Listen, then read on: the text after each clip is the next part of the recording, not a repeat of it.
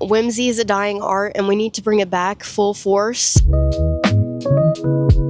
My name is Paige, and I like to psychoanalyze my childhood. And for the longest time, I feel like I've been gaslit into believing that my childhood was more colorful just because I was a child. In the last 10 to 15 years, we've adopted this more popular style of minimalism, this stark white, sterile almost feeling. And there's nothing wrong with it. I'm fine with it. I love a little minimalism.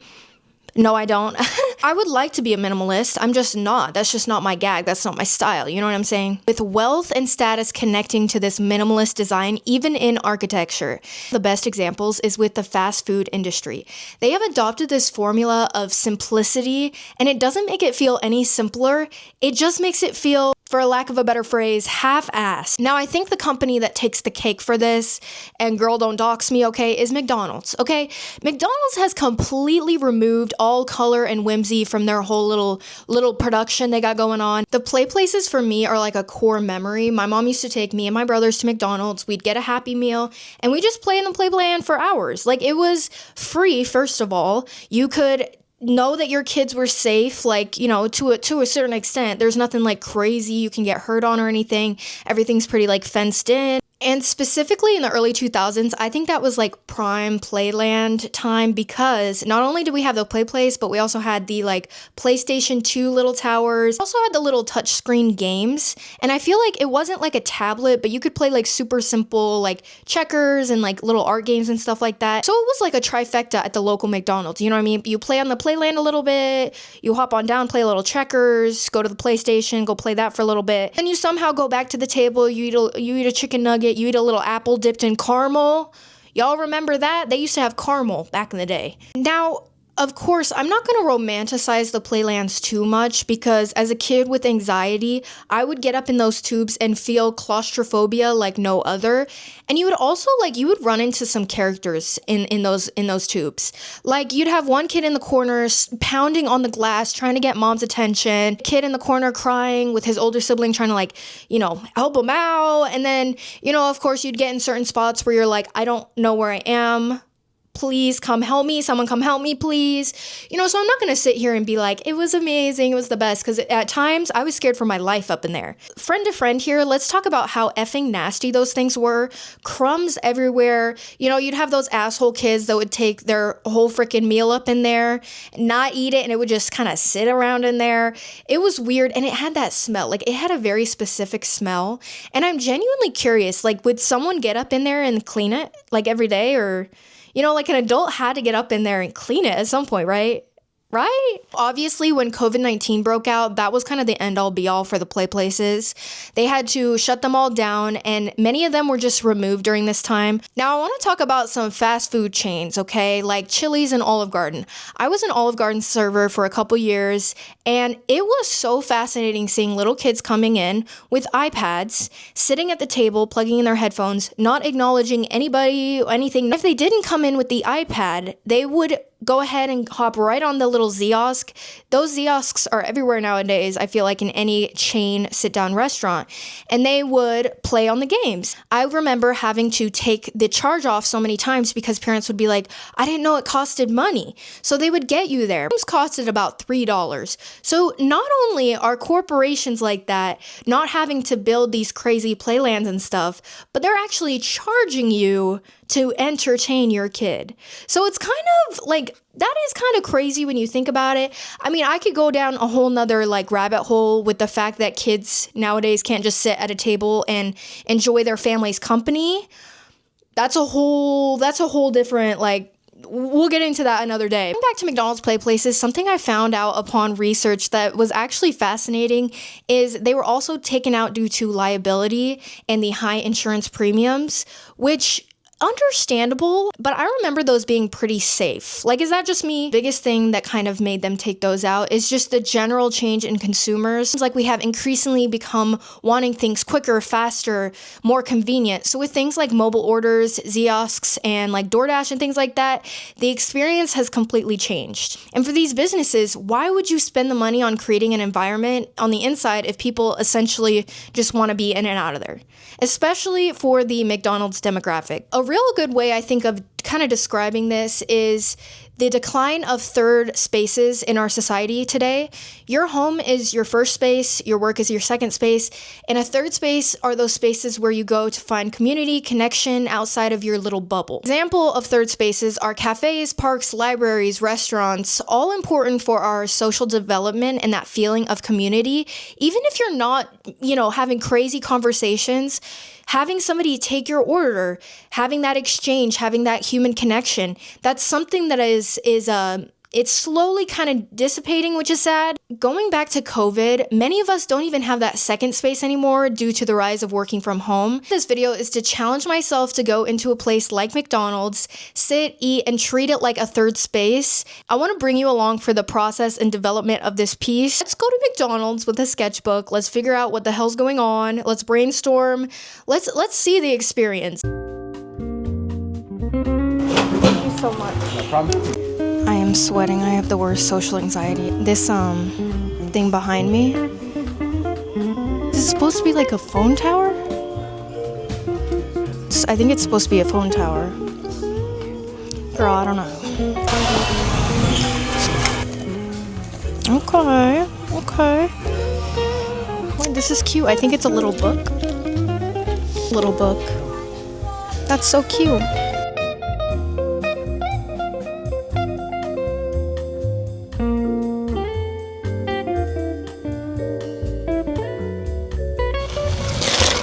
Okay, let's debrief. First of all, when you just walk in there, you do not get a good feeling. What the hell are the graphics on the walls?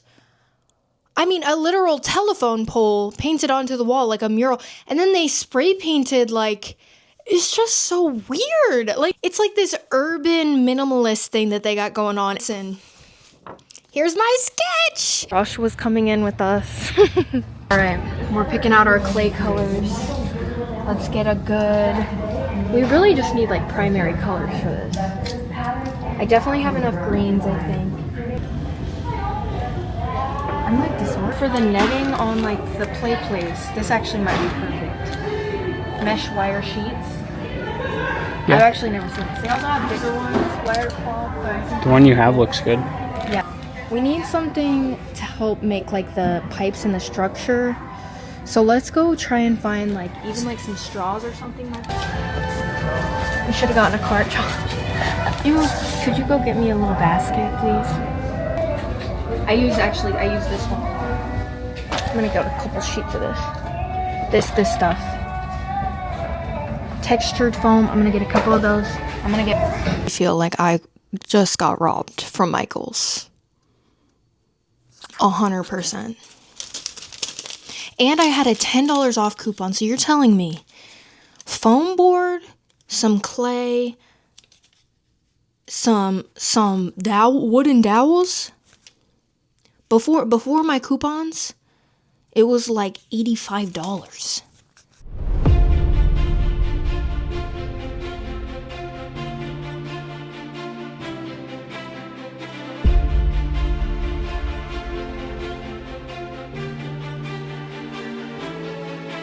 So I finished kind of the structure or the bones of the thing. For most of my little mini rooms, let me just show you. I usually don't do the back of them. And I kind of wanted to do something cool and different this time. And I'm really happy with how the little windows turned out. I think it's going to be so cool from not only the actual playland, but from the outside of it.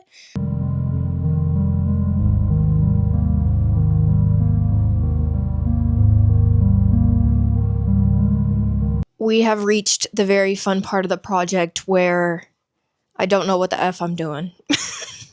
I cut some sticks down. We're printing out a hexagonal prism in the little printer over here because now it's time to make the actual little things that they climb inside of. I'm going to use polymer clay for this. Let me show you my little stash. Here is my little stash. My Sculpey Primo is my favorite clay to use. It tends to be a little bit harder to work with, but honestly, that helps hold its shape and detail. And then when it bakes, it doesn't bake super brittle. It bakes actually kind of flexible.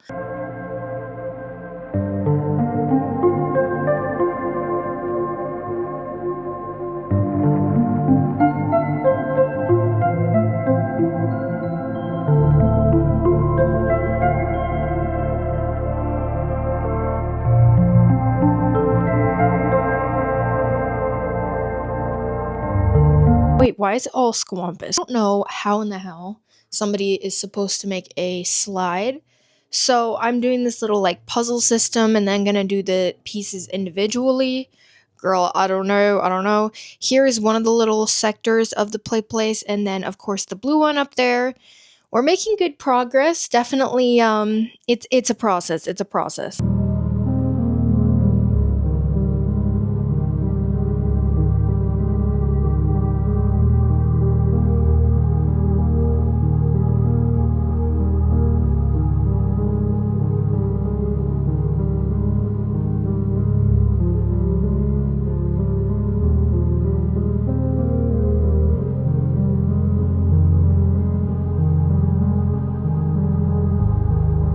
I'm gonna go paint these sticks silver with spray paint.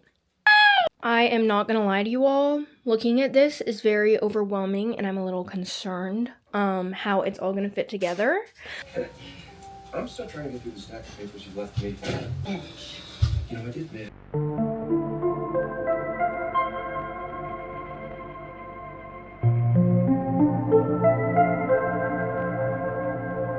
I started this the day after Thanksgiving, and now we're like 9 days away from Christmas. Oh!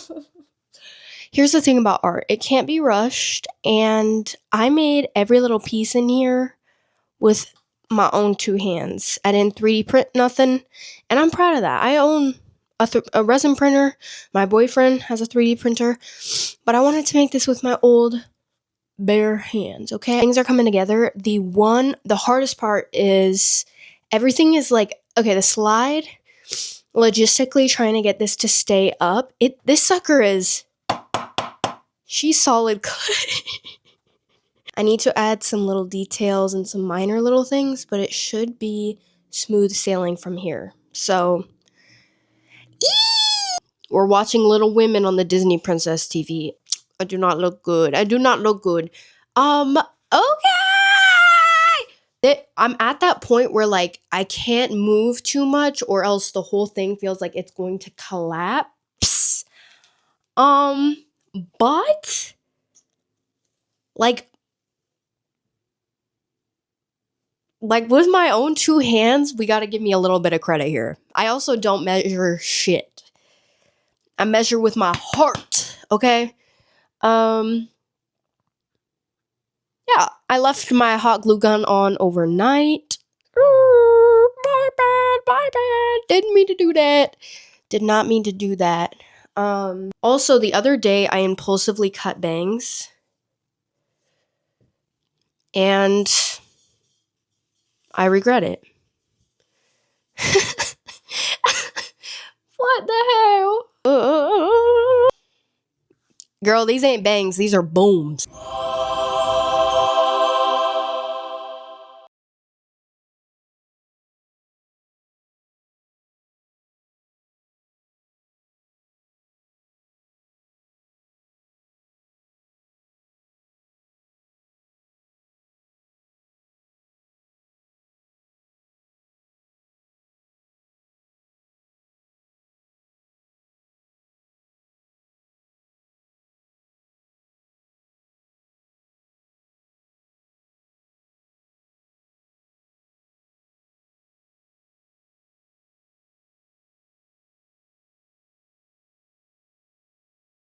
A complete mess in the process of this project, but I have managed to make a complete mess. But it looks pretty good. It looks very rugged, very, very much abandoned, which, like, initially wasn't really my whole plan, but listen, I think it works. We on the move. Well, wait, that dog, Josh. I feel like a little kid that's presenting their school project. Whimsy is a dying art, and we need to bring it back full force. Bring color back. Bring back play places. I'm tired of the iPad kids running around. We need to teach our youth how to interact with each other. And I feel like it would also boost their immune systems. So it's kind of a win-win situation. To start a petition online to get McDonald's to bring back the Playlands. They make enough money. They can give kids some whimsy. Right, Josh? Yes. You guys like the video, comment, rate, and subscribe. I love you. Bye. All right, let's get out of here. What? Subscribe down below because I make cool mini things. So, yeah.